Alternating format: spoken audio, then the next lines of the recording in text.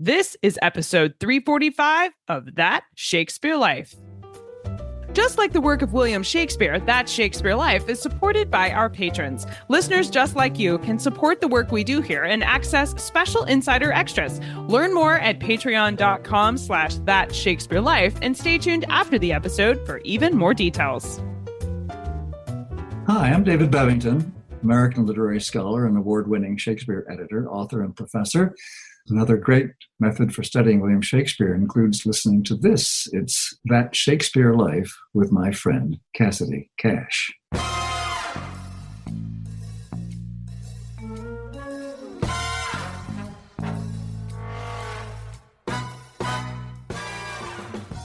And Monhegan Island was a real big fishing hub.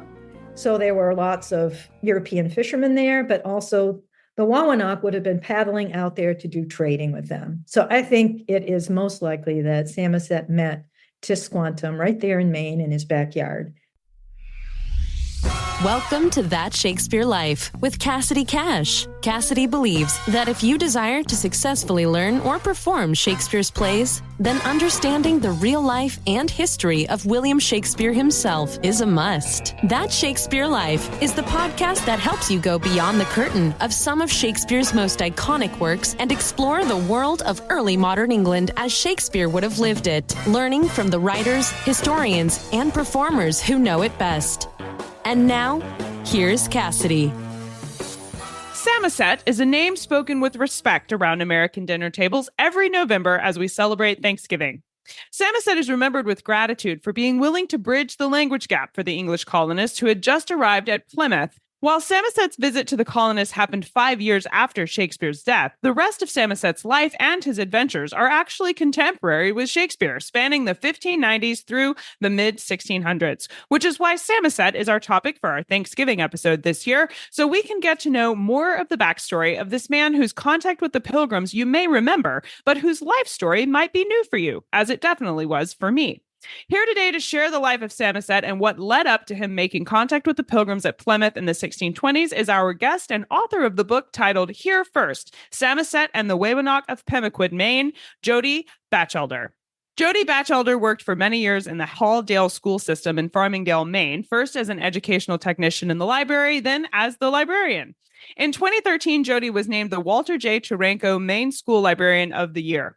Having grown up on the Pemaquid Peninsula in Maine where Samoset and the Wawenock lived, choosing a story about Samoset for her first foray into professional writing was a natural fit. With her background in library work, Jody began her research with the question, what was Samoset doing in Plymouth?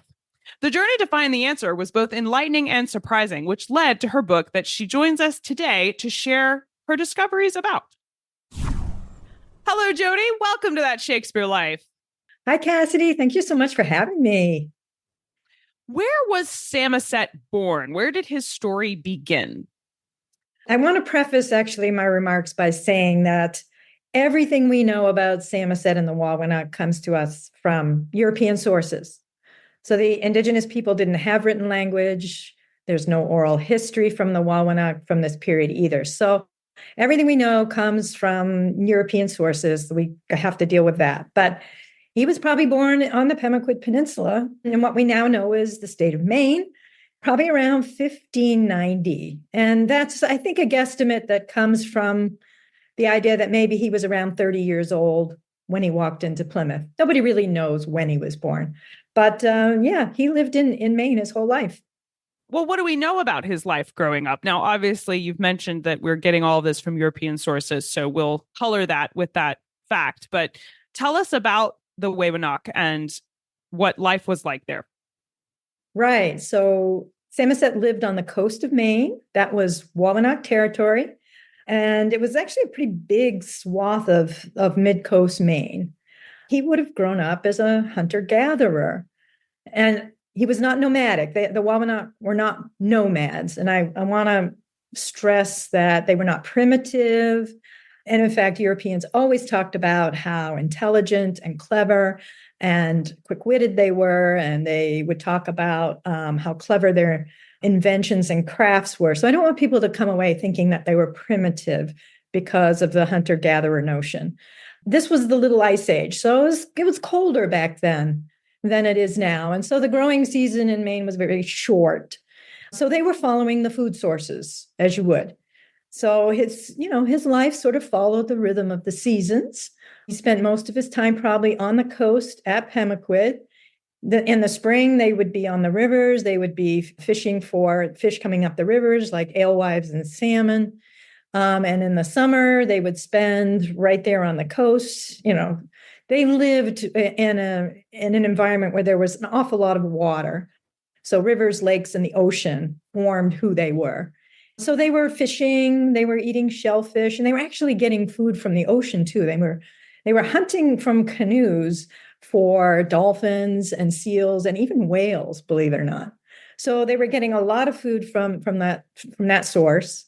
And then in the fall, they would do a lot of hunting, and they were gathering berries and nuts and things like that. They would dry food, they would smoke food, always to help them get through the long winter season, because of course in Maine that's very long.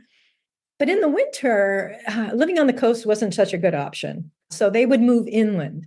It's, cold, fishing isn't great on the coast in the winter. And the hunting would have been better inland. So they would have paddled their canoes upriver, probably dispersed into smaller groups so that they weren't overhunting the same territories. So Samoset would have probably lived with a small family unit in the winter. They would be near a water source like a river or a lake, I imagine, so that they could do ice fishing too. And also it would be their highway back to the coast when the rivers would thaw out in the spring. So, you can kind of see the cyclical lifestyle, and it was very sustainable. They lived off the resources on the land, and they recognized that they should never take more than Mother Earth could provide. You always leave more for the future generations, and so forth. So they lived very sustainably on the land. They really respected their food sources, including the animals. And they were very, very healthy. It was a really healthy diet and a very healthy lifestyle. And Europeans sort of always worried about that with jealousy. Oh, these people are so, so healthy. So that was sort of, how he lived. I'd like to clarify for the uninitiated that when we're saying that the Wawenock tribe were living on the coast and then moving inland, that's not a representation of being nomadic. Not being nomadic didn't mean that they weren't relocating their home base, but they would be moving around within established boundaries. It's different from being, a regular traveler without any kind of clear geographic definition for home. The Wawenock, as I understand it, had established boundaries for this is home, even though we may be on the coast during the summer and more inland during the winter. That's different from not being a traveling tribe. Is that correct? That's absolutely correct. Yeah, they had very specific territory that they were getting their food sources from. And all the other tribes would know where everybody's boundaries were. So it was their specific homeland. Yes, absolutely. We briefly mentioned that Samoset, of course, is well known for making his first contact with the English colonists, and we'll talk more about that in a minute. But Plymouth was not Samoset's first contact with Europeans. So tell us about the tribe's interaction with the Europeans and what kind of relationship they had with them. Yeah, as far as we know, I'm pretty sure the Wawenock would have known about foreigners, because there were many, many European fishing boats coming to Canadian waters to fish all through the 1500s. And information went far and wide between Indigenous tribes. So the Wawenock, if they hadn't met them, and there were not many explorers or fishermen coming down the coast of Maine in the 1600s or 1500s, but they would have known about them. And I think that the first time, and certainly the first documented time that we have, was in 1605. So Samoset would have been about 15 years old. And an English captain named George Weymouth came to the coast of Maine, right off of the Pemaquid area. And he sailed his ship into Muscongas Bay, which was east of Pemaquid. And he was there to look for a location to build an English colony. And I want to make my first connection to Shakespeare, if I might. And that is that one of the investors of this expedition was the Earl of Southampton, which was one of Shakespeare's big sponsors, of course. So I just think that's interesting. Apparently, he sponsored a lot of these these expeditions, but there was such an interest in the New World, as they called it. So in 1605, Weymouth arrives, and the Wawenock see this magnificent, large vessel, and they may have never seen anything like it. They were curious, so they paddled their canoes the 5 miles offshore to go in and meet these people. And it's to me, it's kind of amazing that they weren't afraid or intimidated by these strangers. So they paddle out to the ship and they make contact. And of course, they don't speak each other's language, so there's a lot of sign language, but it's really amazing what you can make known to one another, even without that language. And so I think part of the mission for the English was to meet Native people, learn about them.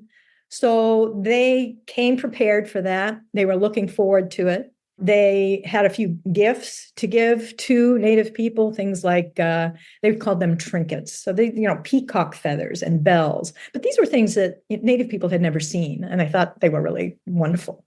And so the first interaction was good. It was friendly. It went well. Then they continued to do this day after day for a number of days, where the Wawenock would come out to the ship, or they would meet on the island where they were anchored. And they would have these interactions. They would trade with each other. The Wawenock would bring ducklings or foodstuffs. And the English were very interested in trading for furs, because furs were a very valuable commodity, especially beaver furs, which could be felted and made into hats. So they were there on the lookout for furs. But they were sharing food. They smoked tobacco together. So, things are going well. And in fact, the English kind of want to know how these people will behave, so they invite them aboard their ship to stay overnight. And the Wawenock are not naive, and they recognize there can be danger associated with this. And they're wary. First, they say no, but then they think this is an opportunity we shouldn't miss, I guess. So they decide, if you'll give us an English hostage who will stay with the Wawenock, yes, 2 of our men will stay on board ship. And so they do that. And that works out well. So this, day after day, the relationship is growing stronger. So the thing that happens next must have seemed like such a shock and such a betrayal. And that is that one day, like they've been doing, they paddle out to the ship. Some of them will go aboard the ship. Some of them go to the island, and the English then kidnap 5 of their men and take them away to England. And I think it was a shock, but unfortunately, this was not an uncommon occurrence. Was one of the Wawenock wasn't Tisquantum? No, we haven't got to Tisquantum yet. We'll get to him. So this was before that, because I know George Weymouth was involved in Squanto's story, but this kidnapping was before that. Is that right? That's correct. And people will, if you look up Samoset on the internet, it's usually thought that Samoset was one of the Wawenock who were kidnapped and taken to England, but he was not. He was not. Actually, one Wawenock man got suspicious and ran away. And I like to think maybe that was Samoset, who was smart enough to escape, although we don't know who it was, but one got away. Well, you mentioned that when they first interacted with the English, there was a communication barrier and they're using sign language to talk to each other. But of course, we know later when Samoset interacts with the English colonists, he speaks English and he speaks it very well. So bridge that gap for us. How did Samoset learn English if he wasn't among those that were kidnapped and taken back to England? Yes, right. And, that's the other thing that people always assume about Samoset is that he learned English in England. As far as I know, Samoset never went to England, so we can dispel that notion. But some of his tribe's members were taken, and 2 of them will be returned to Pemaquid. Their exposure while they're in England, they are learning to speak English, and they will bring that information home with them. And I think that will be Samoset's first introduction to English. Perhaps he's learning some from the 2 who were returned. But what will happen next is that there will be an expedition to Maine. And that is the reason probably why these 2 men are returned to Pemaquid, because they are meant to be interpreters, guides for another expedition that will come to Maine with the idea that they will build a colony here. Now, this is in 1607, which is, certainly a famous year in our history because that's the same year as Jamestown. Yes. So these two colonies were started at the same time, and Jamestown's very famous, of course, because it survived. Our colony in Maine was known as the Popham Colony, and nobody knows about it because it didn't survive. But it's named for the gentleman who was the biggest financial backer, who was Sir John Popham, who was a bigwig in England. He was the Lord Chief Justice, and he was on the Privy Council for Queen Elizabeth and then King James. But interestingly enough, one of the Wawenock will be placed in his home. So he lives for a year with Sir John Popham. I like to think about, what he must have seen living in that environment. But anyway, so they will come back. The colony will struggle from the very beginning. They're not really prepared. They don't have the provisions they need. They don't expect it to be as cold as it was. And then eventually they'll begin to mistreat the native people that they were kind of relying on for goods and help. So for many, many, many reasons, and the Wawenock are very intimately involved in all of that, the colony is going to fail. They'll pack up and go home. But that won't be the end of the English in Maine, of course. They're going to come back.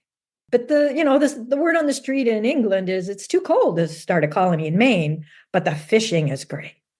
So they will come back and they will send hordes of fishing boats to the coast of Maine. And this is when Samoset will really begin to get to know the English. People have liked Maine lobster for centuries. Right. Well, this was mostly cod, probably, that they could salt and take over. Yeah, they thought of at the time they thought of lobsters as just like, yucky fish. So, crazy. But it was so plentiful here then. So mostly cod that they were wanting to eat. Okay. Right. Because it was an easy thing to salt and it could last for a long time once it was salted like that. But these fishermen would come probably for just like 2 or 3 months. They weren't building a settlement on the shore. They were probably just sleeping on their ships. Yet they wanted to do some trading on the side. So these fishermen would bring some trade goods with them, with things like metal goods, which the indigenous people also did not have. So knives and axes and shovels, and the women liked copper kettles, for instance. So they would bring those to trade for some furs and make some extra money on the side. So there was an awful lot of interaction that was happening. And this went on for a decade. And Samoset would have gotten to know them very well. And this is when he would learn to speak English. He may have even learned to speak French as well, I like to think, because they were French fishermen on the shore too. I was looking at one of the maps in your book that shows this section of Maine as being sort of simultaneously claimed by the English and the French. That's right. Well, now we've mentioned the Wawenock and that they're not nomadic, that they lived in this one area, and that Samoset was not kidnapped and taken back to England, but he still ends up meeting the Pilgrims at Plymouth. Now, Plymouth is a long way from Maine. So how did Samoset end up being here at this time? And why was he chosen or willing to be interacting with the Pilgrims? Right. It's such a great question. I mean, that was what I asked myself. That's 200 miles from Pemaquid to Plymouth, and that's a long way. And actually, in Samoset's own words, he will say that it's what does he call it? A day's sail with a great wind or a 5 days walk. That means that he was used to covering 40 miles a day. Yeah, what was he doing there? It's a long way from home. And interestingly enough, I think the whole thing is a connection to Tisquantum. Now we get to Tisquantum, who most people recognize as Squanto. Interestingly enough, Tisquantum came from Patuxet, which is what the English renamed as Plymouth. That's where they would end up. And like happened to many others, Tisquantum was kidnapped by an English crew, first taken to Spain, but then went on to England and lived there for a number of years. And he learned to speak English very, very well while he was there.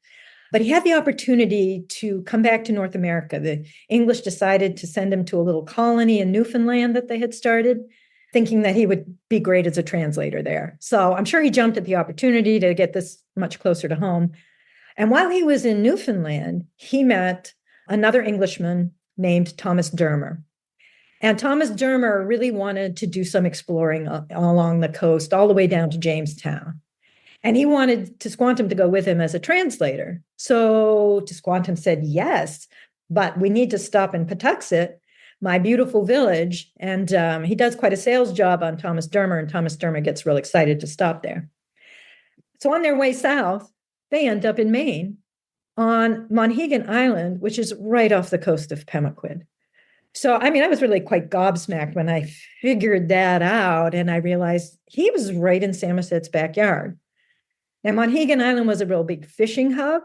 So there were lots of European fishermen there, but also the Wawenock would have been paddling out there to do trading with them. So I think it is most likely that Samoset met Tisquantum right there in Maine in his backyard, because otherwise there's no connection between Samoset and Plymouth, or Samoset and the Wampanoag people who lived in the Plymouth area. So I think we can credit Tisquantum with maybe doing, a sales job on Samoset and saying, it's a great place.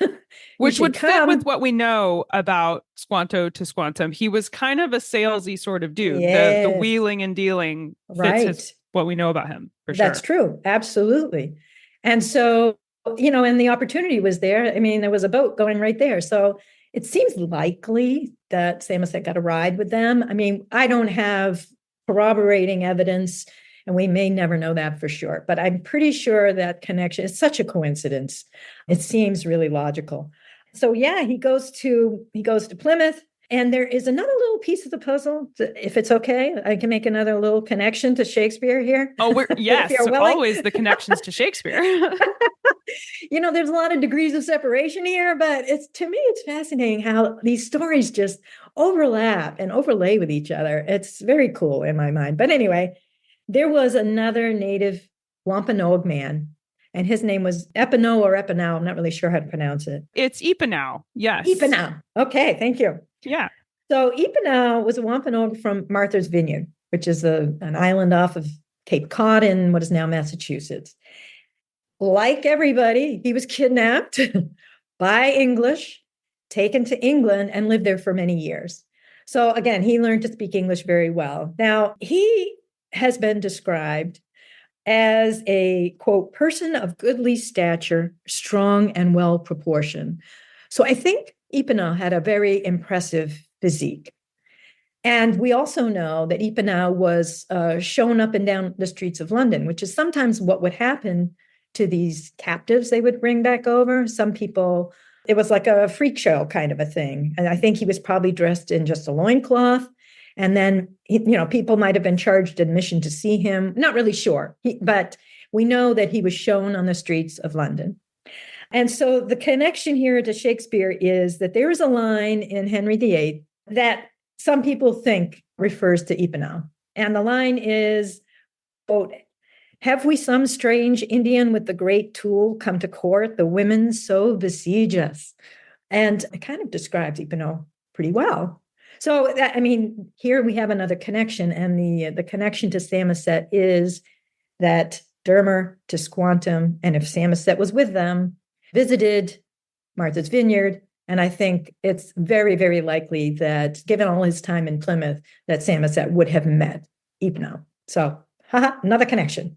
I give credit for how I pronounce Epinow to Alden Vaughn, from whom I learned how to say it. Great. He's been on the show in the past to talk about both Epinow and Squanto. So we'll place the link to that episode in the show notes so you can explore that. But I love that description from Henry VIII about the Indian and just realizing how connected these histories really are, because you're absolutely right. We don't always think about, how interconnected some of these bits of history are. Just add to that it's very possible that the Wawenock captives that were taken to London, oftentimes these captives were taken to court. Some of them met the king.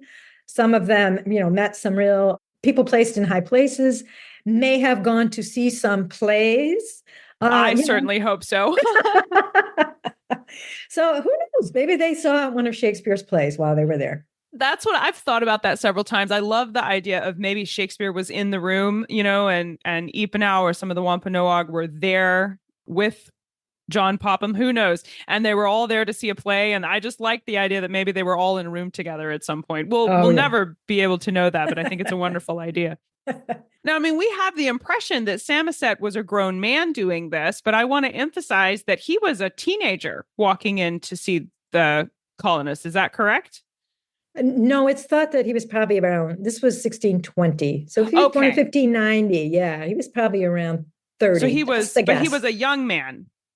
Yes, yes. He wasn't, But- old and established. He had all of No, that youthful vigor of, I can conquer the world here, probably working but for him. think about the maturity, because this man has already lived through the culture clash of, these people arriving on his shores. His people have been kidnapped. He's lived through a war, which he fought in. And being attacked by pirates. Yes, he was attacked by pirates. Would you like to hear that story? I would like to hear this story. Why was he attacked by pirates?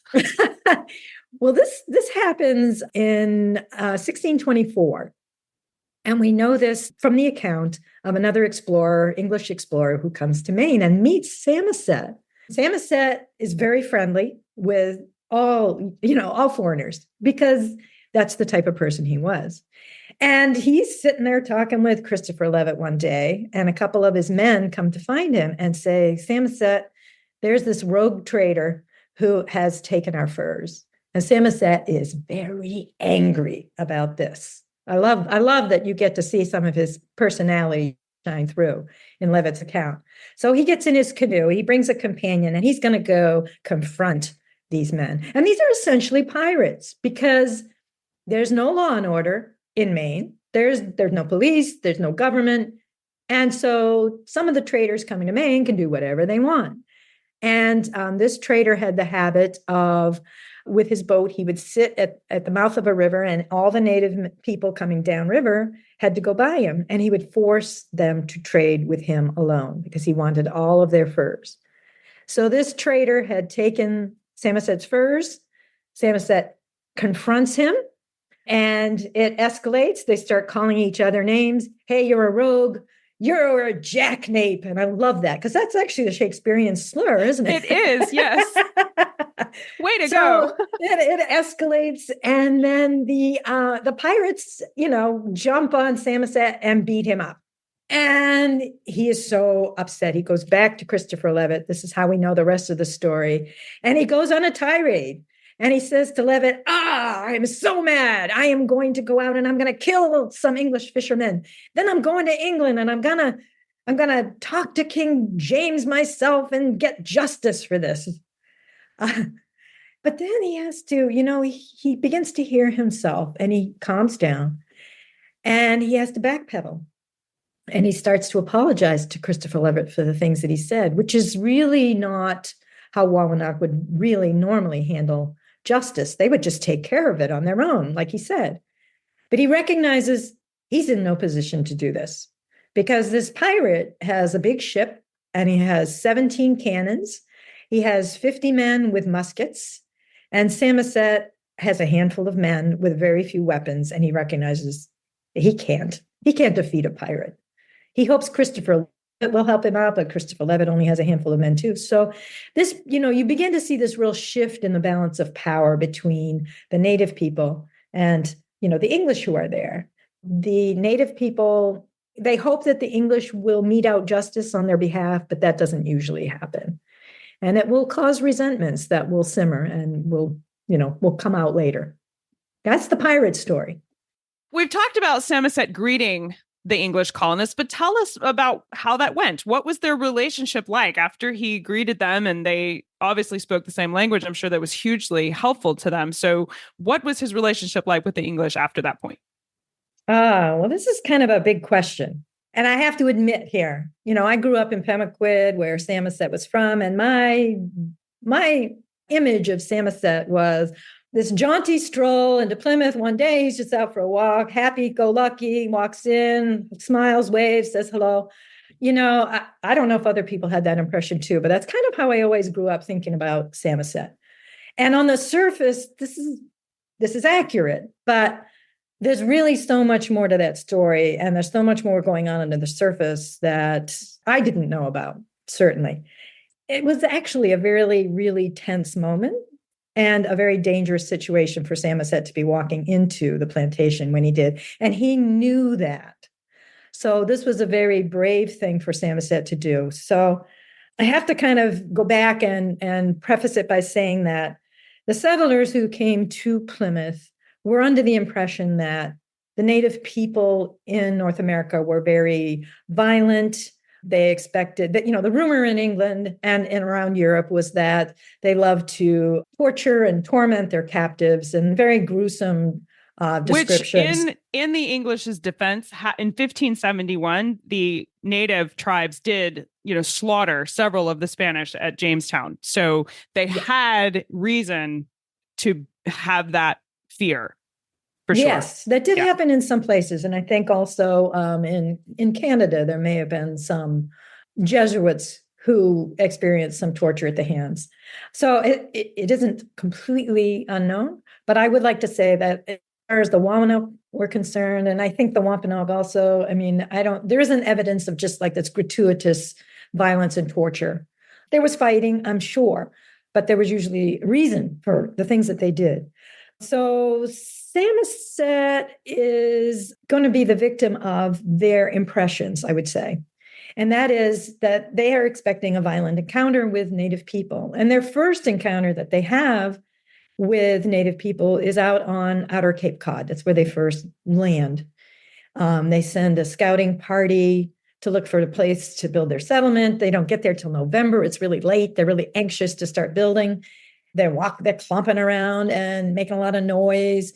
They don't see any Native people. They spend the night, and the next morning they wake up and they're under attack. And this comes, I think, as a complete surprise and shock, because they don't even know they're surrounded by Native people. These are the Nauset that live out there. They think this is an unprovoked attack. They think that these people are just violent and they attack them. But what we don't really learn in our history books is that, the Nauset had a good reason for doing what they did. And that reason was that 6 years prior to that, there had been here we go again, an English crew had come to their shores, kidnapped many of their people, taken them away, and they were never seen again. So when they saw another ship come, they thought, no, we're not letting this happen again. So they scare them off. And the settlers decide this is too dangerous a place. And that's when they then move on to Plymouth. So in their minds, they are thinking, this has all been confirmed. Native people are dangerous. And it will be a very, very hard winter for them. They get sick, many of them, half of them will die that winter. It's a really tragic time for them. They're feeling really anxious and scared and vulnerable. Yeah, it sounds like there's a huge fear of the unknown on both sides, mixed with some powerfully tragic and horrible experiences for both sides. So it's like, it really is kind of a miracle that things were positive at Plymouth with Samoset, but they didn't just, shoot him when they saw him at first, Absolutely. Samoset, it's March of, I think it's March 16th, 1621, that he'll make his famous walk into the plantation. Exactly true. He surprises them. First of all, that's a little bit dangerous. And the men are actually mustered at one end of the village. I think they're going over their military orders, which makes me think they've got their muskets in their hands. Samoset walks in. He's got a bow and 2 arrows with him. So he has a weapon. Think about how tense that moment might be. But this is where I like to say he disarms them with charm, because this is when you get that image of him smiling, waving, and quickly speaking to them in English. Think about the shock that must have been. Here they are expecting cannibalistic savages, and here is this man who speaks their language. Wow, what a surprise. And how educated Samoset is in English customs, though, because I don't know if it's a Wawenock tradition to smile and wave as a greeting to somebody. That intentionally disarms an English-speaking person, and I know that would communicate a greeting to me. That may not have been the traditional greeting for the Wawenock people. And I don't know. I honestly don't know if he learned that from the English that he met. There could have been some of that. He was so used to interacting with them. So he probably learned a lot of their ways over that course of a decade that he had interactions with them. And was he selected for this mission or did he volunteer? We don't know. We don't know. Okay. We don't know. I wish I knew. Another one of those things I wish I knew. But here's so much. Yeah. Here's my thinking about this. He's the logical choice. And the reason for that is you've only got two men who speak English. You have Samoset and Tisquantum. So theoretically, it should be one of them. Now, it doesn't make sense to send them in together because they know that this is dangerous and they don't want to risk losing both of their interpreters. So we'll send one. It's also less intimidating to send one person. Now, Tisquantum's English was much better than Samoset, so that makes him more valuable. And he's also a Wampanoag, so he's one of them, whereas Samoset's sort of an outsider. He's from away. So I think he's the logical choice. So he was expendable, I think is what you're saying. He was expendable. I hate to say that, but I love it because he was really the perfect choice. He certainly did what he was sent there to do in a masterful way. He ended up being the perfect diplomat. He was so comfortable with the English. I think he was on a mission from the Wampanoag. They wanted to make this relationship with the English. They had been watching them all winter, sort of spying on them and figuring out why they were there and what they were doing and how many there were and how strong they were. It certainly seems like peace was very important. It was. And there's a good reason for that. And that had to do with a terrible epidemic. We have to talk about the epidemic, of course, that swept through New England in 1616. And it was so horrible, it ended up being called the Great Dying. In mid-coast Maine, so for the Wawenock, the death rate is presumed to be somewhere between 75 and 80%. People in their tribe died. And for the Patuxet or Tisquantum's tribe, it's thought to be even higher. Well, I was thinking that's the Great Dying is what wiped out the Patuxet. That's why there wasn't anyone there at Plymouth when they landed. Most people think they were completely wiped out, but there were survivors. They had just gone to live in other villages. Okay. But I mean, so that the Wawenock and the Wampanoag, recognize their vulnerability here. They're in a predicament. The Wampanoag are especially in a predicament because they are so badly decimated in the epidemic. And yet their neighbors are the Narragansett, and they happen to be their enemies, and they were not affected by the epidemic. So they're at full strength. The Wampanoag are, very vulnerable, as I said. They're looking for a way. What is their best choice of survival here? Yeah. You are going to make a strategic decision here to ally with people who have very powerful weapons. And, it's your best chance of survival. So they do that. But again, back to Samoset and his relationship with the settlers, he's there. And one of the most important things that he does, I think, and he gets very little credit for his diplomatic work in Plymouth, and I'm hoping that we can set that to rights, is that he puts their minds at ease. He takes down the level of anxiety. He shows them that he's trustworthy. I love the fact he goes in and he starts name dropping. I know this person, this. So he's telling them all the English people he's already friends with. He is showing them that he's very civilized and he's not a savage, which is the term that they always use to dehumanize them. So it's very important all this groundwork be laid in order to bring these two people together, because that's what his mission is. And he is actually the one who will do that, because Tisquantum hasn't even entered the picture yet. Tisquantum hasn't met the English at this point, the English settlers in Plymouth, that is. Samoset is the go-between here. And he is going back and forth between the settlers and the Wampanoag. And he is the one who will bring them together for the first time. And in that first meeting, they will sign a peace treaty together. Thank you, Samoset. Absolutely. Thank you, Samoset. So how did Samoset die? Tell us about the end of his life. And do we know where he's buried? We don't know for sure where he's buried. I think he probably died around 1653. He did sign 2 land deeds that year. So he lived at least until then, which would put him in his 60s. So I think he died of natural causes. 60s was a good old age for that time. The legend has it that he's buried on an island just off of Pemaquid.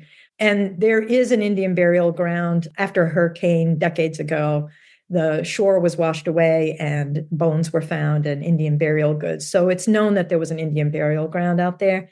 And to me, it seems like sort of it's a beautiful place. So a perfect, like, sacred place for Native people to be buried. So there's a chance that he's buried there. Jody's book is an excellent resource for anyone wanting to learn more about Samoset, as well as the lives and history of the indigenous tribes of the northeastern U.S. of this time period. Her book includes some famous friends that you'll be familiar with, like William Bradford, Squanto, and of course, the Mayflower. But it tells other stories, too, that you may be less familiar with, but will find very exciting and a huge asset to your understanding of this part of history. We'll place links to Jody's book in the show notes today so you can get your copy and explore this exciting history. Jody, as someone who has done a tremendous amount of research to put this book together, we are excited to ask you for your recommendations on where to start if we want to learn more about Samoset. In addition to reading your book, what are some other books or resources we should look at? Sure. One thing that was really helpful to me was, I'll put it up now, it's Sailors' Narratives of Voyages Along the New England Coast, 1524 to 1624. And it's edited by George Parker Winship. And it was a wonderful resource because there are 12 journals of early explorers to New England. So you've got George Weymouth's, the journal from that expedition, but you've got Samuel Champlain, you've got so many others, and another actually explorer named Christopher Leavitt, who met Samoset in 1623. So it's a tremendous resource, and it's also kind of written in sort of understandable English, which is helpful. Always nice, yes. And another one, you mentioned Alden Bond's book, Transatlantic Encounters. And so your listeners may be very familiar with this. This was fabulous. This talks about, Native people who were captured and taken. This is specifically in Britain from 1500 to 1776. So this does talk about the Wawenock, but so many others too. A very interesting resource. The third one I'll mention it's available online, and it's called Wawenock Myth Texts from Maine by Frank Speck. He was an anthropologist who went to visit a reservation in Canada called Wawenock. And this is where many Wawenock people fled to during all of the wars that will happen. This was after Samoset's life. But there are descendants of the Wawenock probably still living there, and he met them and talked to them. So that's kind of a cool resource specifically for Wawenock history. These are exciting resources. Thank you for these. Again, there will be links to the resources mentioned today in the show notes for today's episode. So stay tuned for the URL for where to find direct links for all of these. Jody, we ask everyone this next question here at That Shakespeare Life, and that's, what's the one book you would take with you on a deserted island? My friends in England tell me I'm supposed to allow you the complete works of Shakespeare and a copy of the Bible. So your choice would be in addition to those. Yeah.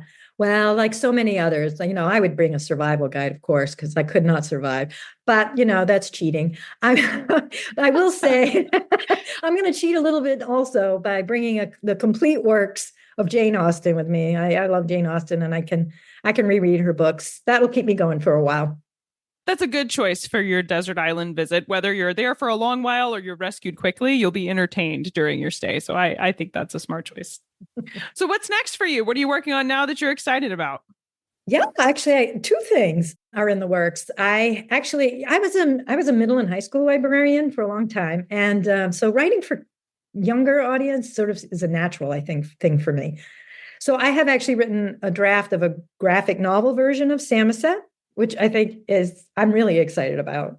I need Indigenous collaborators to work with me on it, but I have a draft of it, and I think it's going to be a great resource for kids.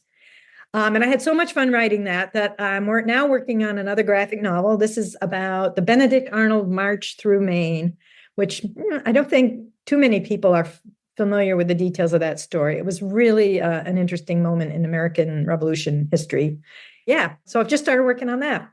It's definitely a different part of Benedict Arnold's story that you don't hear often. Usually we just tell one story about him. But as an illustrator, I'm thrilled to hear about this project because I love when stories can be given beautiful pictures to go with them. So that's a really fun thing. As we celebrate Thanksgiving this year, we're certainly thankful for you, Jody Bacheldor, for being here this week and introducing us to the little-known history of Samoset and his full story. We've really enjoyed learning about this part of Shakespeare's lifetime, and I appreciate you being here to share it with us.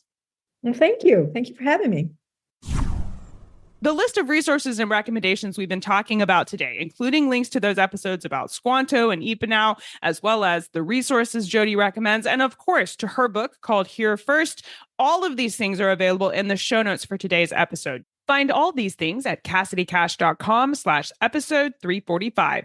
That's CassidyCash.com/EP345.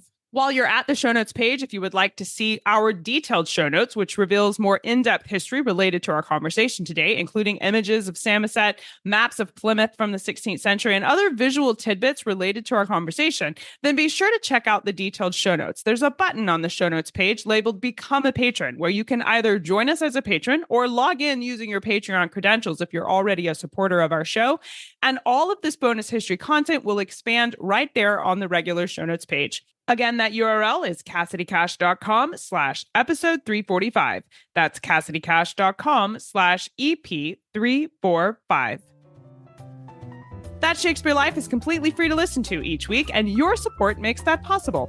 To support That Shakespeare Life, consider becoming a patron on Patreon. Patrons get to see behind-the-scenes content, contribute to the making of our show, and access special bonuses, including video versions of the podcast, virtual tours, exclusive discounts on merchandise, and so much more.